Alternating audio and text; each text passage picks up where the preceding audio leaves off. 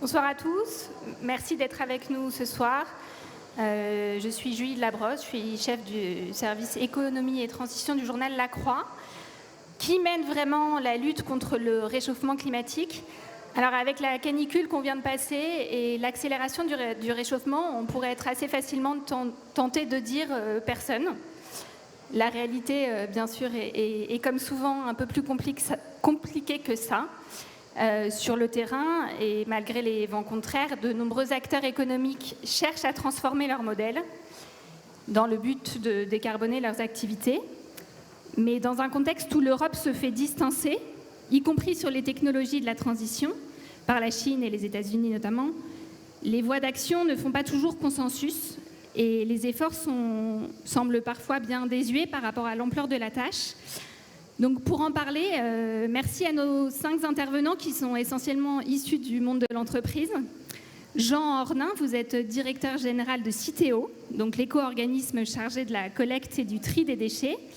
Laurent Germain, vous êtes directeur général d'Egis, donc c'est un groupe d'ingénierie dans l'infrastructure de transport et d'énergie. Frédéric Faroche, vous êtes président de Gazelle Énergie, fournisseur et distributeur d'énergie. Xavier Pied-Chazic, vous êtes PDG de la RATP et Antoine Saint-Oyen, vous êtes directeur général adjoint de la Caisse des dépôts et des consignations et directeur de la Banque des territoires. Alors pour bien comprendre les enjeux déjà de cette session et puis commencer à nous amorcer peut-être quelques pistes de réflexion, je laisse la parole à Patrice Geoffron qui est l'organisateur de cette session, professeur de sciences économiques à l'Université Paris-Dauphine. Et vous dirigez aussi le Centre géopolitique de l'énergie et des matières premières. Merci, bonsoir à toutes et à toutes. Merci Julie. Je vous propose de faire un bilan d'étape de l'accord de Paris. Il se trouve que j'étais là à peu près au même endroit en 2015, en 2016, parce que je fais partie avec quelques collègues du cercle de celles et ceux à qui on confie les sessions climat. Et donc j'étais là, je suis à nouveau là une dizaine d'années après, et donc je vous propose de faire un bilan d'étape. Première observation, ça ne s'est pas exactement passé, Julie, tu l'as dit, comme on pouvait l'espérer.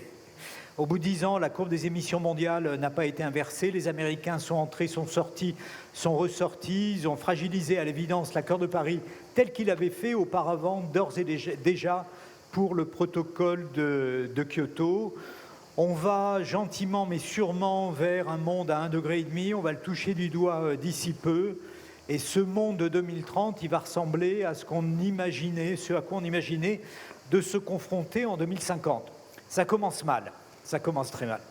Mais observons qu'il s'est quand même passé des choses qui vont dans le sens de l'action. Premièrement, la Chine, en mars 2024, a atteint le pic de ses émissions de CO2. J'ai un souvenir assez précis des scénarios, des discussions au moment de l'accord de Paris en 2021. Eh bien, on imaginait que la Chine inverserait la courbe de ses émissions en 2035. C'est arrivé assez probablement 10 ans plus tôt, on le sait pourquoi, et Julie, tu as commencé à le dire, beaucoup des technologies décarbonées sont maîtrisées assez massivement, avec parfois des positions dominantes par la Chine. Ça n'est pas forcément une bonne nouvelle pour nous en termes de compétition industrielle. Néanmoins, ces technologies, elles sont plus matures que ce qu'on pouvait imaginer dans différents domaines, il faut en tenir compte. Ce qui s'est passé aussi, c'est que le monde du pétrole et du gaz est bien plus turbulent dans la décennie 2020 qu'il ne l'était dans la décennie 2010. Je vais vous demander de vous figurer un triangle. Ici, à l'est, vous avez la Russie. Ici, à l'ouest, vous avez les États-Unis de Donald Trump, premier producteur mondial de pétrole et de gaz. La Russie, pour des raisons qu'on a bien à l'esprit, on ne peut plus commercer avec, et sans doute pour un certain temps. Et vous avez le Moyen-Orient qui ressemble au Moyen-Orient, qui est dominé par l'instabilité, par la géographie. Et dans ce triangle, avec ce triangle, vous avez 2/3 de l'extraction, de la transformation de pétrole et de gaz. Et on ne peut plus faire du commerce, selon ce qu'on appelait il n'y a pas si longtemps les lois du commerce, avec ses partenaires. Alors pour nous, Européens, c'est particulièrement embêtant parce que nous importons 99% de notre... 90%, 99% c'est pour la France. 90% du pétrole et du gaz est importé et dans cette espèce de triangle des Bermudes, on ne peut plus faire du commerce en ayant une garantie sur les prix, une garantie également sur les volumes. On l'a vécu violemment par 2 fois, en 2022-2026, un ordre de grandeur. Pour l'Europe dans son ensemble, en incluant les Britanniques, le choc de 2022 a nécessité des boucliers tarifaires, des amortisseurs, à peu près à hauteur de 600 milliards d'euros. 600 milliards d'euros. Donc tout ça, évidemment, est un sujet à la fois de préoccupation, mais c'est un sujet de motivation, parce que ça veut dire que pour les pays qui sont démunis en pétrole et en gaz, eh bien, nous avons une motivation supplémentaire à avancer vers un monde bas carbone, parce que ça va nous éviter d'être soumis à ces crises et à ces chocs. Juste un ordre de grandeur, les investissements qui ont été faits depuis 10 ans en Europe dans les technologies décarbonées, cette année, en 2026, devrait éviter l'importation de 60, 70, peut-être 80 milliards de pétrole et de gaz. Voilà ce que nous devrions importer si nous étions avec une structure de consommation analogue à celle de 2015. Donc il s'est passé des choses, mais évidemment insuffisamment. Et puis l'autre élément qui s'est invité et qui va appeler des investissements et des investissements massifs, ce sont les effets du changement climatique et la nécessité non pas d'investir pour se décarboner, pour réduire nos importations, mais également pour adapter nos infrastructures. Ça ne va pas se régler uniquement avec de la clim, on l'a bien compris, ou des brumisateurs, pour investir lourdement sans doute, notamment pour assurer la continuité du fonctionnement des infrastructures de transport en termes de mobilité, de transport d'électricité également, et concrètement la vie et la stabilité au quotidien. Et ça va demander également des investissements qui sont des investissements tout à fait massifs. Donc la question qui était posée, on l'a un peu travaillé, on a travaillé la chute tout à l'heure en préambule, hein. C'est le moment où je dois passer le ballon. Et la question qui nous est posée, c'est grosso modo qui travaille pour sauver le climat. Et la réponse que j'apporte, c'est nos 5 panélistes sous la houlette de Julie. Ça, c'est une sacrée responsabilité. On va revenir en France avec Jean Ornin, qui est donc à la tête de Citeo. Vous êtes au carrefour des différents acteurs de la transition, donc c'est intéressant.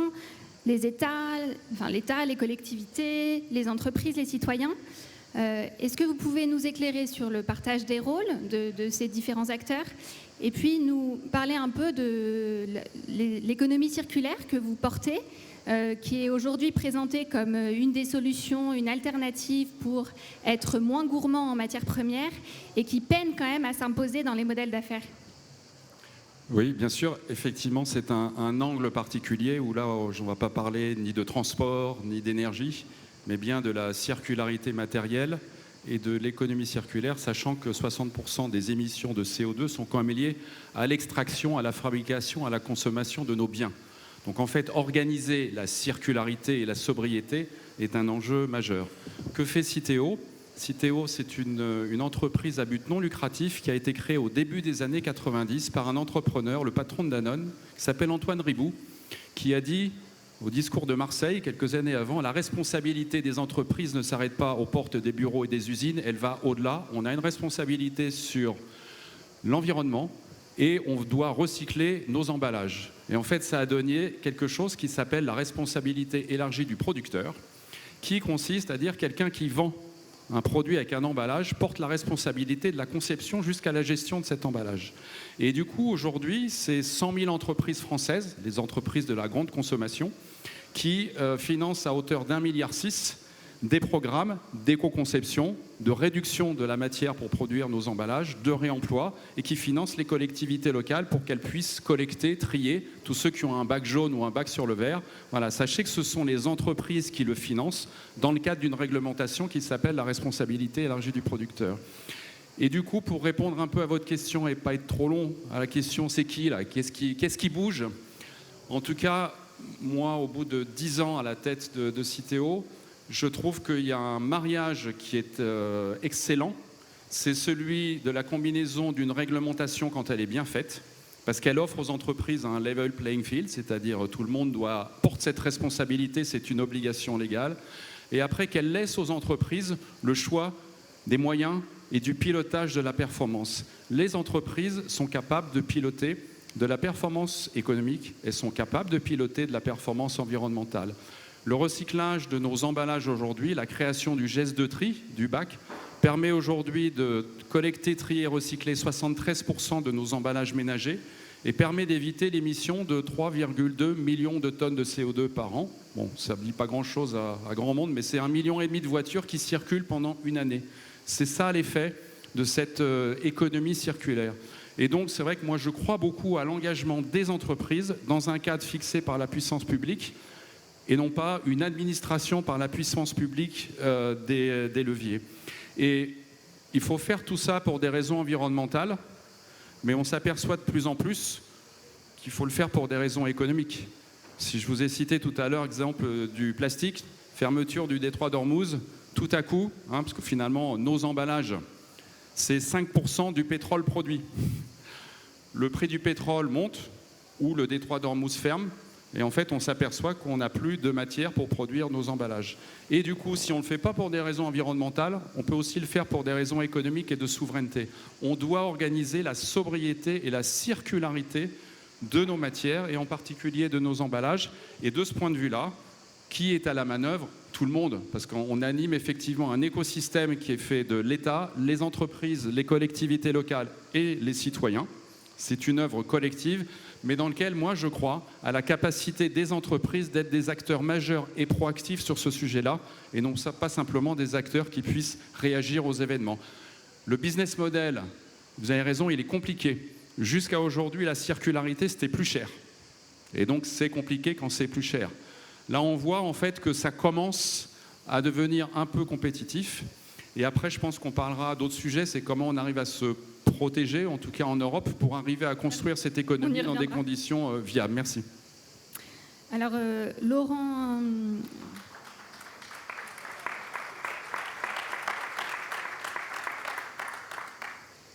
Germain, alors vous êtes directeur général d'Egis, donc qui agit comme bureau d'études finalement pour des infrastructures de transport et d'énergie, si j'ai bien compris.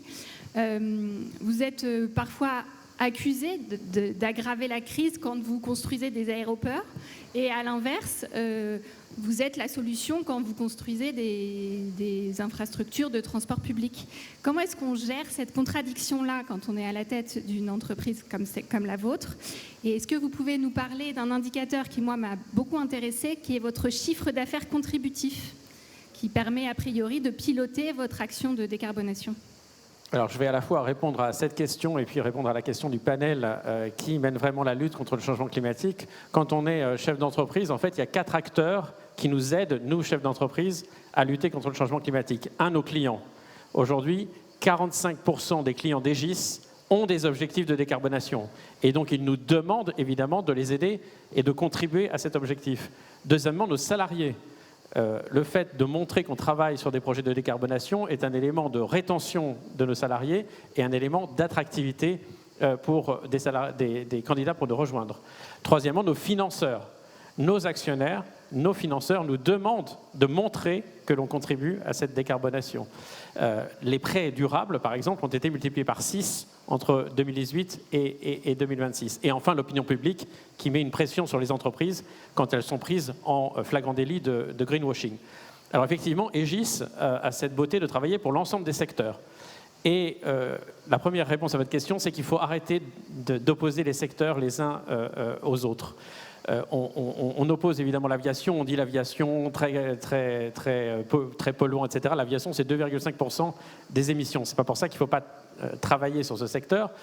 Mais je rappelle quand même que même si on doublait la capacité ferroviaire dans le monde, et ce n'est pas encore donné, la route resterait le moyen utilisé par les citoyens à 67%. Et donc, il ne faut pas se dire il faut décarboner tel secteur ou tel autre, il faut décarboner tous les secteurs en matière d'infrastructure. Et donc, il faut décarboner la route, il faut décarboner l'énergie, il faut décarboner l'aviation. Ça, c'est la première chose. Et on le fait effectivement, nous, ingénieristes, en formant nos ingénieurs sur la technique de l'éco-conception, c'est-à-dire d'utiliser les techniques, les process qui sont les moins producteurs, les moins émissifs en matière de CO2, les plus résilients en matière de biodiversité. Ça, c'est la première chose. La deuxième chose, c'est qu'il faut aussi cesser d'opposer des solutions. Et je tiens à saluer le travail de Xavier quand il était patron de RTE, car grâce à ce travail-là, on a enfin arrêté d'opposer les énergies renouvelables et le nucléaire Et on a considéré que ce sont ces deux secteurs, ces deux technologies qui permettaient, l'une à côté de l'autre, d'arriver à la neutralité carbone en 2040. Et donc il faut à la fois décarboner l'ensemble des secteurs au travers de l'éco-conception, et il faut ne pas opposer, je dirais, des solutions qui concourent, je dirais, à l'objectif en matière de neutralité carbone. Merci. Alors, Frédéric Faroche, vous êtes président de Gazelle Energy, qui donc est une filiale du conglomérat tchèque de Daniel Kretinsky. Alors, ça va être intéressant justement, on ne va pas opposer les solutions. Parmi vos projets actuels, il y a celui de convertir la centrale à charbon de Saint-Avold en centrale au biogaz. Et on voit que le projet peine à aboutir. Qu'est-ce que ça dit des arbitrages politiques qu'il faut faire pour la transition et de la nécessaire planification, finalement, qui est demandée aux États pour la transition? Et donc, merci de me donner la parole. Donc, 2 mots d'introduction pour nous. Nous sommes en effet la filiale France du groupe EPP, la branche énergie. En 3 chiffres, la branche énergie, elle opère dans 9 pays européens, elle emploie 22 000 personnes. Et elle y réinvestit chaque année entre 2 et 3 milliards d'euros dans la transition énergétique, la décarbonation et la flexibilité. Donc, 2 mots sur Gazelle Energy aussi, la filiale. Même si notre production aujourd'hui elle est à 80% renouvelable, il nous reste un passif historique puisqu'on est l'héritier des charbonnages de France. Donc avec encore 4 centrales charbon confrontées au sujet de la sortie et de la fermeture depuis que la décision politique a été prise en 2017. Donc sur les 17 tranches de production historiquement exploitées aujourd'hui, 15 ont été simplement fermées par obsolescence. Et pour les 2 plus récentes, effectivement, on cherche des schémas de transition par décarbonation et fonctionnement dans la pointe et les pics de consommation, qu'ils soient l'été ou l'hiver, puisque un peu tout change en ce moment. Donc une centrale a été convertie en fonctionnement hiver à la biomasse à côté d'ici, à Gardanne. Et la deuxième, c'est celle pour laquelle on cherche le projet de conversion à Saint-Avold vers le gaz-biogaz, qui divise donc par 2 à 3 les émissions de CO2 et qui permet de maintenir l'emploi dans une transition avec une sécurité d'approvisionnement souveraine. Ce n'est pas une première, ce projet. Il y a une quinzaine d'opérations comparables aux États-Unis. Donc ce qu'on cherche, c'est une transition juste pour ces actifs qui sont les plus récents. On ne demande pas d'aide sur le projet. Tout ce qu'on demande, c'est de participer à un appel d'offres concurrentiel qui s'appelle le marché de capacité, pour lequel il y a un besoin de thermique encore conventionnel qui est estimé entre 13 et 15 gigawatts par le gestionnaire de réseau, dont 1 à 3 de capacité nouvelle ou reconstruite.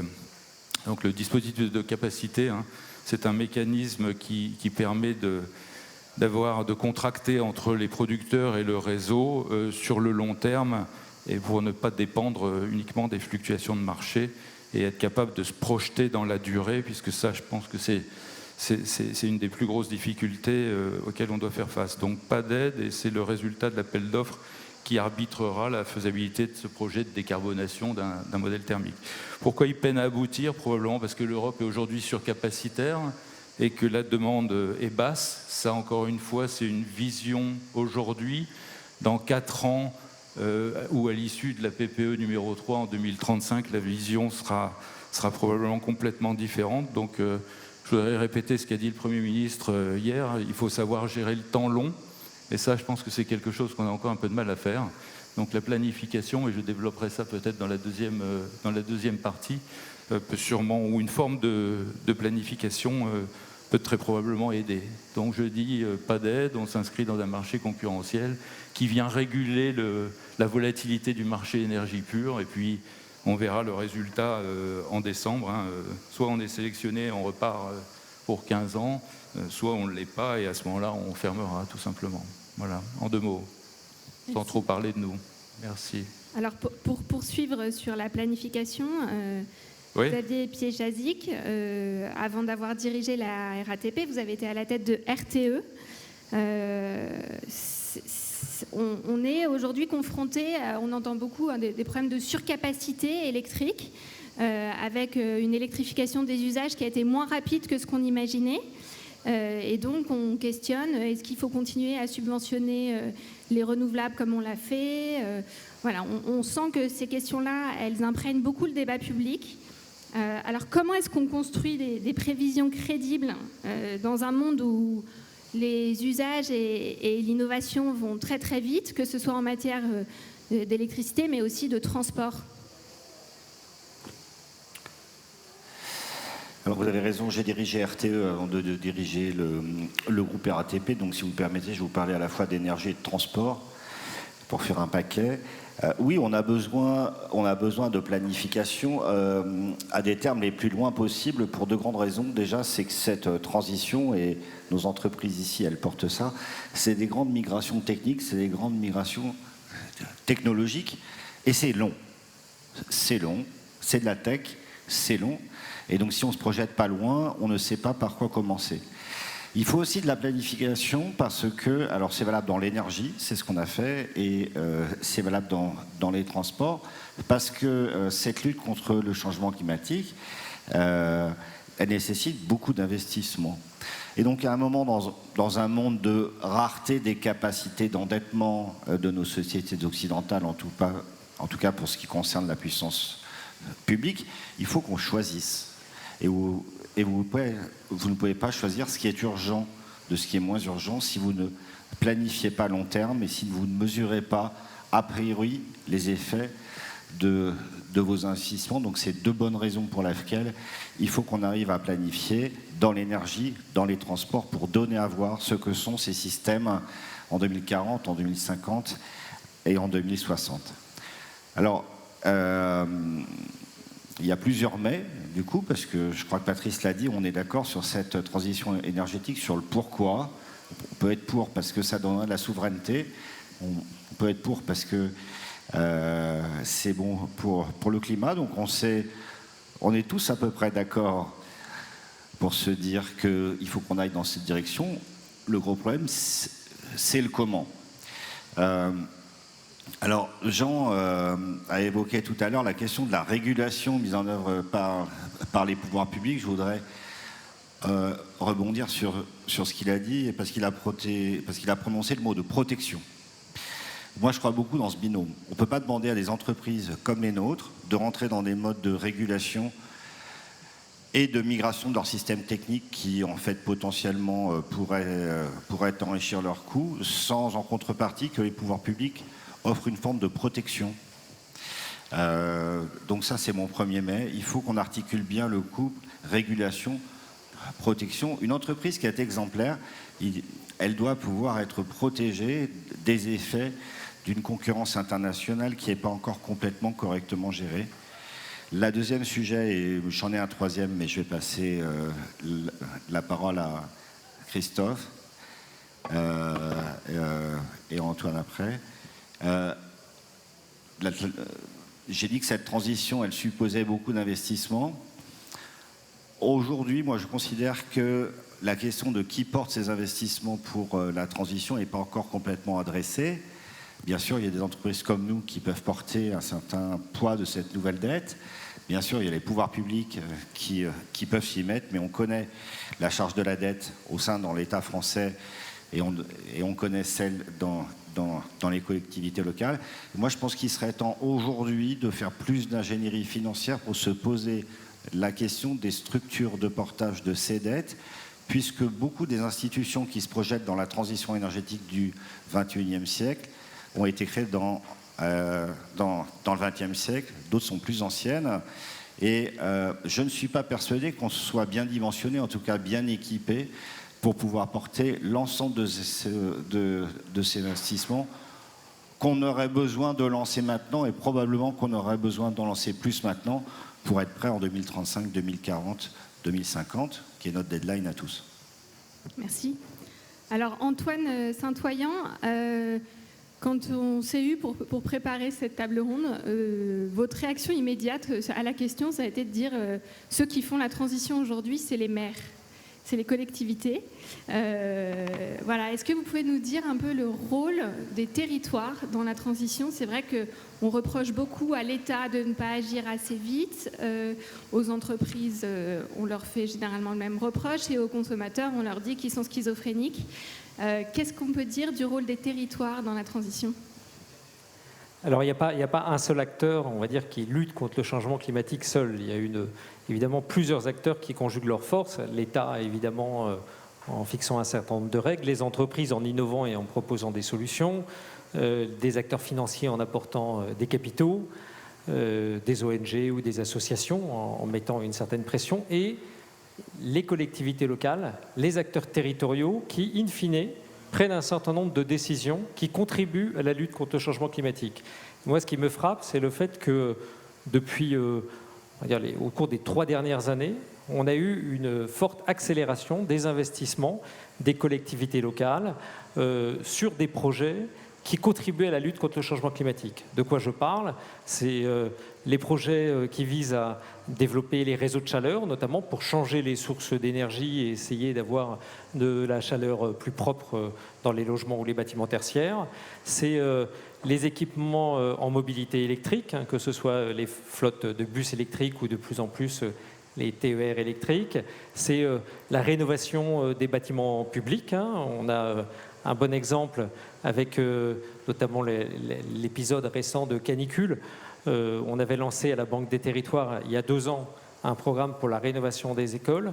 On a 7000 écoles 7000 sur 40 000 qui sont rentrées dans le programme, qui n'ont pas encore été rénovées. Donc là, il y a un effet, un délai évidemment entre le moment où la décision est prise et où l'école est effectivement rénovée. Mais on a un vrai mouvement de également rénovation. Alors, je parle école, lycée, collège, université, donc des très gros projets de rénovation des bâtiments. Donc, l'ensemble de ces projets qui visent les grands contributeurs aux émissions de gaz à effet de serre, donc les logements, le tertiaire et les transports, les collectivités locales sont très fortement impliquées. Les maires, mais pas seulement, les régions, les départements et également les syndicats mixtes, les SEM, les bailleurs sociaux qui se mobilisent très fortement. Et nous, au niveau de la Banque des Territoires et du groupe Caisse des dépôts plus largement, on apporte des financements très importants et ils ont été multipliés par 2 en 3 ans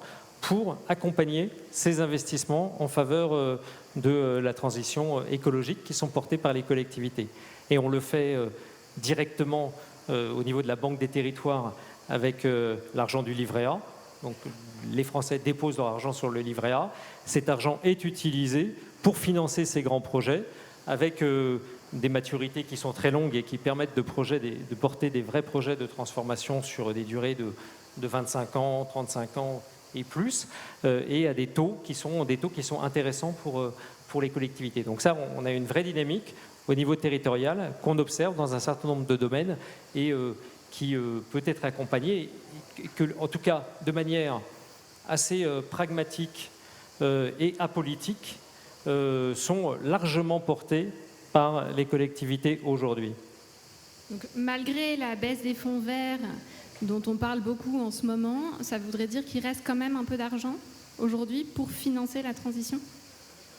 Alors, la baisse des fonds verts a un impact évidemment sur la capacité des collectivités à continuer de financer ces grands projets, parce que c'est une question d'équilibre entre leur propre autofinancement, les subventions qu'elles reçoivent et la dette qu'elles vont lever.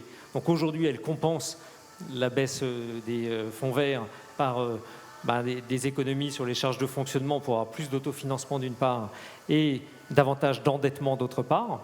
Et c'est ça qui leur permet de continuer de porter ces projets. Il est clair que ce que je dis a une limite à un moment où les capacités d'endettement des collectivités locales atteindraient des niveaux qui feraient qu'elles ne seraient plus en capacité, on va dire, de porter ces très grands projets. Mais la plupart d'entre elles, et notamment au sein du bloc communal et des régions, ce n'est pas le cas des départements qui sont globalement en moyenne dans une situation financière plus compliquée, mais ont encore des marges pour pouvoir continuer de porter ce type de projet. Laurent Germain, vous vouliez réagir? Oui, je voulais réagir à ce qu'a dit Xavier, qui me paraît très important, qui est qu'il faut être clair, entre guillemets, sur qui va pouvoir financer le surplus de dépenses nécessaires pour la décarbonation. Or, on estime que c'est à peu près le double annuellement de ce qu'on fait aujourd'hui. Et je crois qu'il est illusoire de penser que ça va venir de la puissance publique, des États ou des collectivités territoriales dont l'état des finances publiques ne leur permettent pas. Mais, donc ça veut dire qu'il faut que le relais soit pris par le secteur privé. Et il faut être optimiste parce qu'il y a des secteurs où on pensait que l'investissement privé ne pourrait pas, je dirais, suppléer l'investissement public, comme le nucléaire par exemple. Mais si on prend les centrales nucléaires de Hinkley Point au Royaume-Uni, une partie du financement, de l'equity, a été mis par des investisseurs qui sont des investisseurs privés. Et donc je pense que voilà, il y a une montée en puissance très forte des fonds d'investissement dans les infrastructures privées. Donc je crois aujourd'hui que ce qui est important, c'est le degré de risque et en particulier dans les contrats, entre guillemets, entre les acteurs publics et les acteurs privés pour accélérer les investissements de la part des acteurs privés. Xavier Piéchazic, vous vouliez réagir? Oui, ce que dit Laurent, c'est très important parce que moi je partage avec lui le fait que c'est le secteur privé qui doit prendre relais de ces investissements et que dans ce contexte, on ne peut pas demander de faire ces investissements supplémentaires à des entreprises si les règles ne sont pas claires. Voilà. Et c'est pour ça que je parlais tout à l'heure de la régulation. Oui, donc il en faut, parce qu'on a la démonstration tous les jours qu'une économie de marché non régulée ne permet pas d'être à l'heure en 2050. Ça, on le sait déjà. Donc il faut de la régulation. Mais qu'est-ce qu'une entreprise privée qui prend des risques sur son investissement peut obtenir, peut avoir comme garantie, peut avoir comme protection, qui dérisquera son investissement? Là, il y a une vraie clé. Alors, la bonne nouvelle, c'est que l'Europe s'est aperçue de ça et qu'on a parlé de la taxe carbone aux frontières, etc. Mais c'est vrai que c'est, du point de vue technique, difficile à mettre en place et que d'une certaine manière, on le met en place après avoir régulé et incité les entreprises à ce qu'elles investissent dans le bon sens. Moi, je pense qu'il y a un rattrapage à faire de ce côté-là pour que, du côté des investisseurs privés, parce qu'on ne pourra pas tout demander au public, les règles du jeu soient claires et qu'elles garantissent une forme de tranquillité d'esprit à donc investir dans des appareils techniques qui nous permettront le plus vite possible d'atteindre cette neutralité carbone. Vous voulez réagir? Oui, je peux réagir. Je vais reparler de la circularité des matières. On est 450 millions de personnes en Europe. Le plus grand marché, le plus grand producteur de déchets, c'est à peu près 500 kilos par an et par habitant. Et organiser la circularité des matières, c'est un magnifique projet industriel. En fait, c'est un projet écologique, puisque ça nous permettra de limiter l'impact sur les gaz à effet de serre, de limiter l'impact sur les ressources, d'importer moins de pétrole. Et après, c'est un super projet industriel quand même. C'est créateur d'emplois non délocalisables, des usines de recyclage, voire des usines de réemploi. Et c'est quasiment un projet, en tout cas, je trouve un projet assez enthousiasmant pour nous, Européens, qui n'avons pas de ressources. Donc déjà, moi, je mettrais un peu l'économie circulaire au cœur d'un projet pour finalement résoudre cette équation environnementale et en faire un projet économique qui crée de la valeur, qui crée des emplois, qui crée de l'envie, qui crée de l'innovation. Et je trouve qu'il y a un angle, en tout cas, qu'il faut prendre. Après, c'est vrai qu'il y a une difficulté passagère, c'est qu'à très court terme, c'est un peu plus cher. Voilà, si on raisonne à 3 mois, moi je vous ai donné l'exemple du plastique vierge par rapport au plastique recyclé, le business model n'est pas encore là. Et donc c'est vrai que, après moi je ne suis pas homme politique, mais je pense que, alors de deux choses l'une, soit on fait comme nos copains, nos confrères américains et chinois, il y en a un qui a fait, je crois, Buy American Act, il y en a un autre qui subventionne à mort ces trucs, voilà, nous après on peut peut-être trouver quelque chose qui soit de cet ordre-là, parce que c'est vrai qu'on a besoin, à un moment donné, de pouvoir construire ces industries-là. Parce que sinon, on n'arrivera pas à les construire. Et alors moi, il y a une autre chose qui me frappe, c'est, j'ai entendu tout à l'heure Christine Lagarde, là, qui m'impressionne toujours quand elle arrive, mais c'est vrai que je vois que nous sommes, en Europe, les premiers épargnants au monde. Je crois qu'en fait, le sujet de l'argent et du financement, j'ai entendu dire, à vérifier, 300 milliards de dollars qui vont financer la dette américaine. Peut-être qu'on pourrait se dire mobilisation globale de nos capitaux sur un projet qui est un projet industriel, un projet écologique, un projet économique et peut-être aussi un projet de vie pour marquer la singularité de l'Europe, voilà, dans sa quête de prospérité et de réduire l'impact environnemental de nos activités. Patrice, vous vouliez réagir? Comment est-ce qu'on Oui, réoriente l'épargne européenne vers des projets de transition alors? Moi, je suis assez frappé parce qu'aucun de nos 5 panélistes ne nous a dit qu'il faut développer une technologie, cette technologie est compliquée et en termes d'ingénierie, on ne sait pas faire. En fait, on sait faire et le seul problème qui nous est posé, il y a 2 dimensions, l'ingénierie financière et la stabilité des règles. Et de ce point de vue, alors Julie, tu m'avais dit de ne pas manipuler trop de chiffres, quand même 1 ou 2. Il faut déjà avoir à l'esprit que ne rien faire pourrait nous coûter plus cher que d'agir. Hein, c'est ce qu'on a pu observer ces derniers temps dans une décennie qui est plus turbulente. Je vous ai évoqué tout à l'heure les boucliers tarifaires pour l'Europe. Et en 2022, et de telle manière à ce que les sociétés ne s'effondrent pas. Mais je n'ai pas évoqué ce que ça a coûté simplement à la France. Ça a coûté entre 70 et 80 milliards. 70 milliards, c'est l'évaluation de la Cour des comptes. 80 milliards, c'est l'évaluation de la Banque de France. Donc on ne peut pas se convaincre que le statu quo et le fait de ne pas agir soit soutenable, soit une bonne affaire économiquement. Et deuxièmement, et Jean le disait à l'instant, évidemment, on a besoin d'amorcer. Mais c'est quoi le business model de cette transition? Foncièrement, c'est comment ramener de la valeur ajoutée en Europe, hein, pas uniquement évidemment la question de la France, qui aujourd'hui assez largement part en dehors d'Europe. La France importe une bonne année pour 40 à 50 milliards, donc 2 points de PIB quand même, hein, de pétrole et de gaz. Une mauvaise année comme en 2022, 120 milliards. Et pour l'Europe entière, ça varie entre 300 et 600 milliards. Donc tout ça, c'est, comment dire, je vais le dire rapidement, on va gagner du temps, de l'argent foutu en l'air. Chaque année, ce pétrole et le gaz, pour l'essentiel, on le brûle. Il n'y a pas de deuxième vie ou très marginalement. Voilà. Et donc, le modèle, c'est de parvenir, et c'est là la question de l'ingénierie et de la stabilité des règles, à amorcer la pompe de telle manière à ce qu'on fasse autre chose de ces 2-3 points de PIB qu'à l'heure actuelle, nous, Français, on consacre à importer du pétrole et du gaz. Antoine. Peut-être par rapport au débat qu'on a sur... finalement, comment arriver à financer ces investissements très significatifs qui sont nécessaires pour lutter contre le changement climatique. Je pense qu'il y a 2 points qui sont importants. Le premier, c'est ces investissements, d'un point de vue économique, peuvent être de nature assez différente. Il y en a qui n'ont structurellement pas de rentabilité.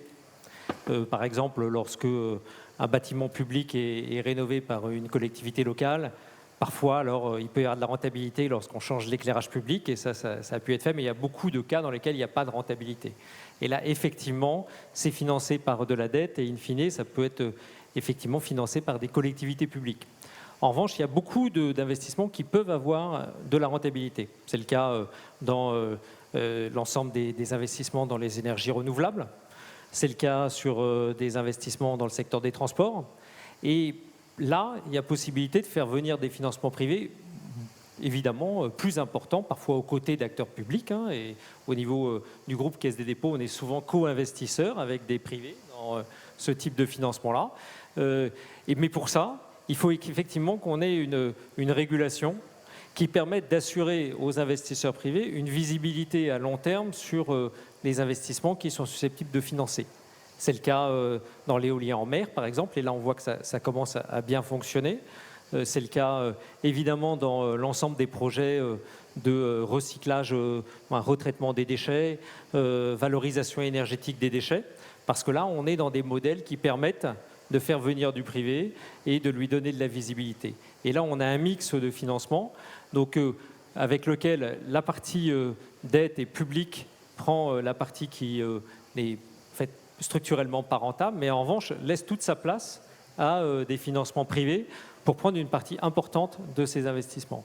Et ensuite, ces financements privés, d'où viennent-ils? C'est la deuxième question. C'est est-ce que l'épargne française et européenne est suffisante pour la financer? Fondamentalement, l'épargne européenne est importante et pourrait financer une part très significative à condition qu'effectivement les flux d'épargne viennent justement se localiser dans des projets qui sont situés en Europe. Et aujourd'hui, il y a effectivement une fuite entre guillemets de l'épargne assez importante vers d'autres pays. Et il y a possibilité, à la fois par de l'incitation ou par de la régulation, à avoir davantage d'épargne européenne qui viennent sur des investissements en Europe. Ensuite, si cette épargne européenne, à l'heure actuelle, n'est pas suffisante, se pose des questions de savoir comment est-ce qu'on augmente l'épargne européenne pour faire en sorte qu'elle devienne aussi importante que l'épargne qu'il peut y avoir aux États-Unis, par exemple, ou dans d'autres pays, ce qui pose des questions, on va dire, plus macroéconomiques autour des systèmes, du financement des systèmes de protection sociale, etc., évidemment. Frédéric, vous vouliez prendre la parole? Oui, je vais juste compléter pour aller dans le même sens que ce que je viens d'entendre. Effectivement, ce dont on a besoin, c'est de prévisibilité, encore un peu le temps long. Alors j'entends juste 10 ou 15 ans, peut-être avec un exemple très simple, c'est l'investissement sur des batteries. La France a besoin de stockage. Aujourd'hui, elle est un peu en retard par rapport aux autres pays européens. Nous, on a regardé beaucoup de projets, on en a fait d'ailleurs quelques-uns.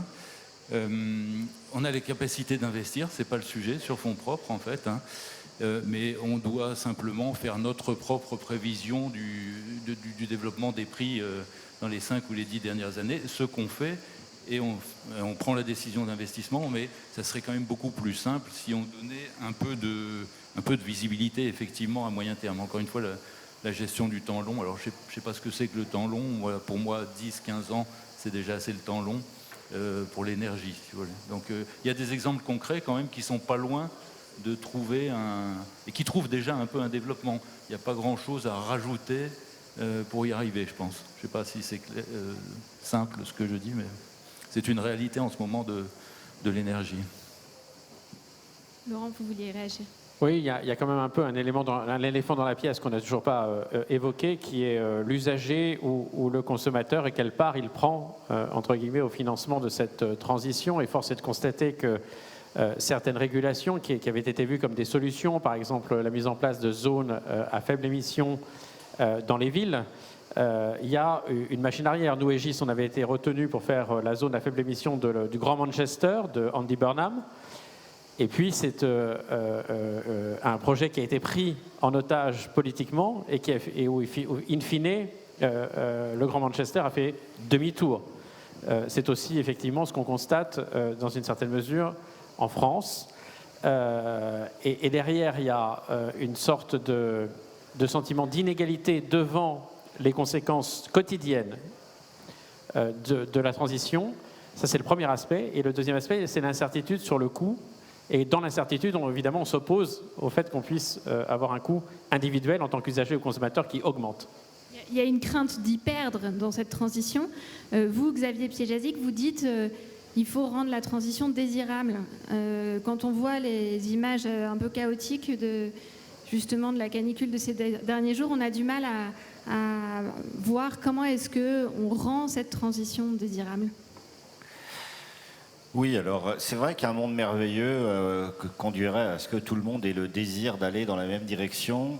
Mais ça, c'est le monde merveilleux, c'est pas le monde réel. Alors, on a beaucoup parlé financement, et donc il y avait donc en sous-jacent la question de est-ce qu'on renvoie vers le consommateur un prix ou un coût, et ça c'est important. Et c'est vrai que quand on voit tous les sondages, il y a beaucoup d'appétence à faire des gestes de transition, mais peu d'appétence à avoir son pouvoir d'achat strictement dégonflé du fait des gestes de transition.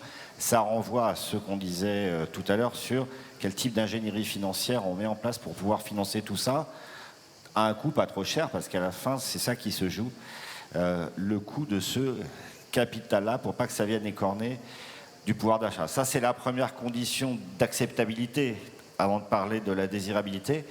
Après, moi, je suis un optimiste, c'est que je ne suis pas sûr qu'on puisse voir la désirabilité de cette transition comme un processus linéaire. Moi, bien sûr, je préférais que tout le monde soit convaincu de prendre systématiquement les transports en commun quand il y en a, puisque c'est mon boulot, ou alors de passer à l'électricité, puisque c'était mon ancien boulot. Bon, enfin, force est de constater que j'ai pas convaincu tout le monde, en tout cas, pas encore. Moi, je fais des crises que l'on traverse un élément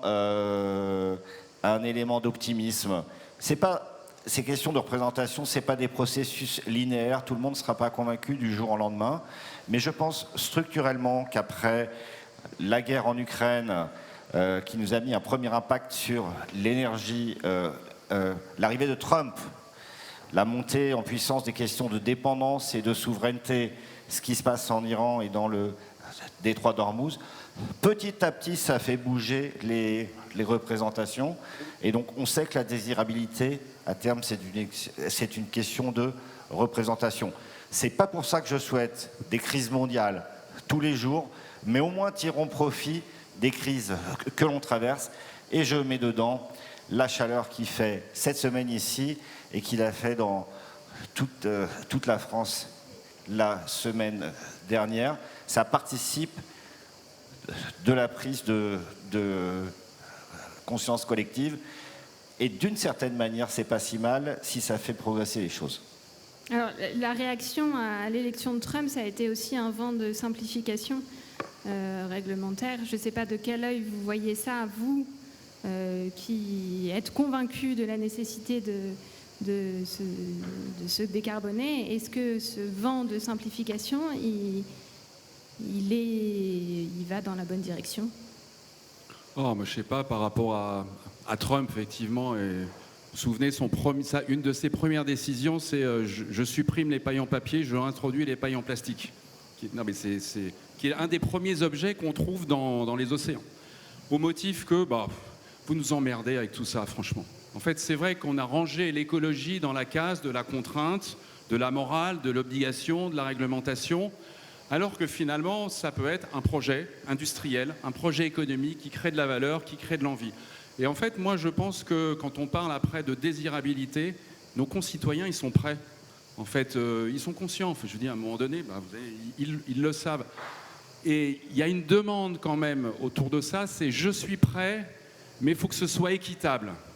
Parce que si moi je fais un truc, mais finalement je vois ou les autres, ou les États, etc., qui font l'inverse, je ne vais pas y aller. Et il faut que ce soit aussi entre nos différents pays européens, qu'à un moment donné, on adopte les mêmes lignes. Je vais donner un exemple. On a dit il faut directive européenne sur les néonicotinoïdes. Vous savez, là, donc nos producteurs d'asperges, nous, on dit on va appliquer tout de suite. On applique. Donc le mec qui fait des asperges, il n'utilise plus de néonicotinoïdes. Il baisse sa productivité de 20%. Son prix augmente de 20%. Okay ? Mais parallèlement, nos potes espagnols, eux, ils ne l'appliquent pas tout de suite. Ils disent, nous, on va attendre un peu, puis on verra. Donc, ils sont 20% moins chers. On se retrouve à acheter des asperges espagnoles, j'ai rien contre les Espagnols, avec des néonicotinoïdes, et on est en train de faire couler le gars qui est en train de produire des asperges. Donc, c'est sûr que la réaction là, elle ne peut être que, mais vous, excusez-moi l'expression, vous m'emmerdez. Il y a un moment, en Europe, il faut qu'on adopte non pas des directives que chacun applique comme il veut, mais simplement une ligne en disant ça s'appelle un règlement, tout le monde le fait au même moment et donc il y aura des conditions d'égalité. Et du point de vue des entreprises en général, les entreprises sont capables d'investir, sont capables de faire des trajectoires. Il faut juste leur assurer ce qu'on appelle un level playing field, c'est-à-dire que finalement que la compétition puisse se dérouler sur un même plan et après ils vont y aller. Les citoyens sont prêts, les entreprises sont prêts. Voilà, j'espère que nos hommes politiques aussi sont prêts à porter ça comme des projets qui portent aussi un peu d'enthousiasme et d'avenir. Là où on se pose la question de finalement quel projet on a pour demain. Je pense qu'en tout cas, l'économie circulaire, la circularité et la sobriété sont des projets qui peuvent être porteurs pour nous tous. Merci. Je préciserai quand même qu'il faudrait que les États européens entre eux soient d'accord, ce qui n'est pas toujours le cas sur ces sujets-là. J'avais dit qu'il y aurait des questions dans la salle. Il nous reste peu de temps. Alors, si vous en avez, soyez brefs, s'il vous plaît, et dites-nous à qui peut-être vous posez la question.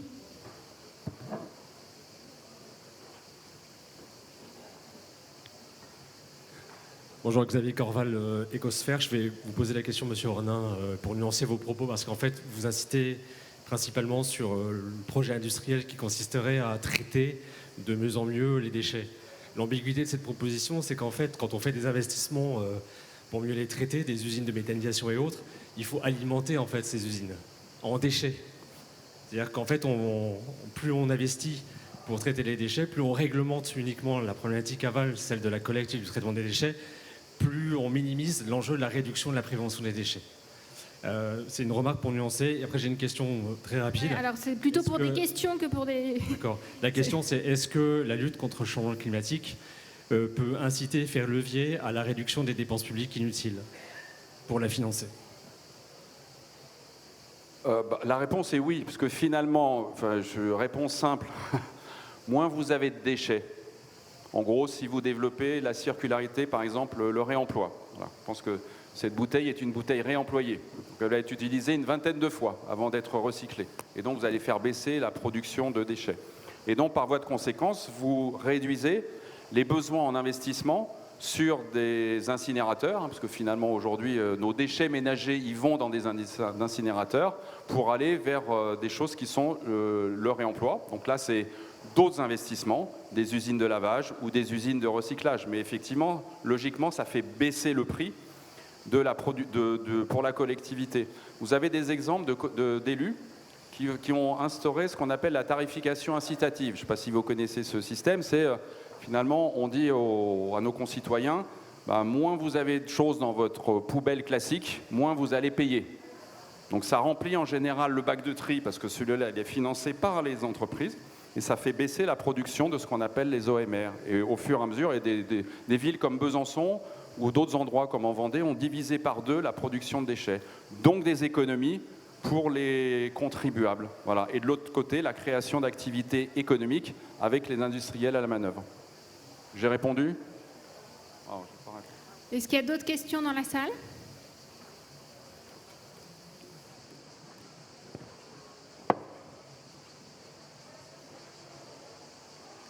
Merci. Ceci est une question pour Monsieur Piechasik. Pardon. En début de votre intervention, vous avez parlé de protéger les entreprises qui s'impliquent et qui vont à l'international. Moi, je suis professeure de commerce international à la Kedge Business School et je voudrais savoir si vous pouvez développer un peu plus votre idée, parce que je n'ai pas compris le lien entre les entreprises qui vont à l'international et qui s'impliquent dans l'économie circulaire, par exemple. Oui, c'est très simple. Je pense que en fait, l'espace européen, l'espace économique européen est un bon espace de régulation en tant que le pouvoir public peut inciter ou imposer des règles de production pour que l'appareil industriel des pays change et tende vers une neutralité climatique. Mais si vous êtes un industriel européen et que vous êtes exposé à la concurrence internationale, il faut que vous puissiez que ces surinvestissements soient protégés d'éventuelles importations qui seraient produites à très bas coût depuis l'Asie ou ailleurs. Donc en fait, c'est très simple.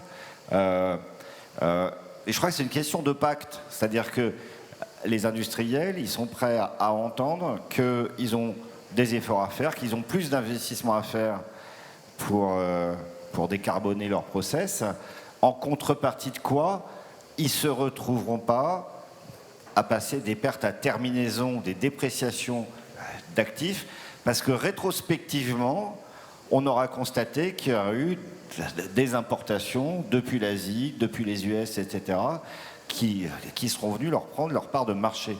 C'est de ça dont je parle. Il faut un deal et donc il faut que ça marche sur les 2 jambes.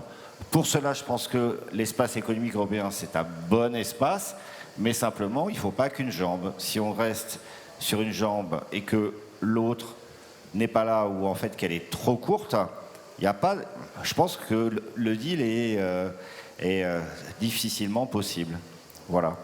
Alors, je peux prendre un exemple au sein du groupe RATP. Le groupe RATP investit en fonds propres dans la mobilité autonome, dans les nouvelles technologies, etc. Et dans la frugalité énergétique des modes de transport en commun qui sont déjà beaucoup plus vertueux que d'utiliser une voiture individuelle, a fortiori une voiture individuelle qui marche avec de l'essence. Donc on est prêt à le faire, mais il faut qu'on ait des formes de garantie que ça nous donne un avantage compétitif dans nos opérations d'export. C'est de ça dont je parle. Et c'est ce deal qu'il faut que l'on travaille dans les bons cercles. Et je pense que le bon cercle pour nous, c'est l'union. Patrice, vous vouliez réagir? Il y a une dernière question après. Peut-être juste en complément, madame, et avec un exemple très concret. La France a longtemps été le leader mondial de la transformation des terres rares. C'est une activité qui a été abandonnée et dont aujourd'hui la Chine a le quasi-monopole. Il y a un projet de relancer à La Rochelle l'usine historique qui transformait ces terres rares. Et donc pour ça, il va falloir des contrats de long terme entre le producteur et puis le monde de l'automobile, par exemple. Mais si en même temps la Chine décide d'effondrer, et c'est facile, le prix des terres rares, eh bien cette activité va aller immédiatement à la faillite. Donc il nous faut des mécanismes de protection parce que sinon, l'investissement initial qui nous permettra de gagner en autonomie dans le domaine essentiel des terres rares, essentiel pour la transition énergétique, pour la défense, pour la transition numérique, eh bien cet investissement n'aura pas lieu. Merci. Une dernière question, il y avait le monsieur dans la salle. Ah ouais, là je pense qu'on va être... Et donc quand la musique démarre, je pense qu'il faut qu'on arrête. Écoutez, je suis désolée, si vous voulez rester, peut-être que certains prendront vos questions à l'issue de la salle. Merci à tous. Merci beaucoup.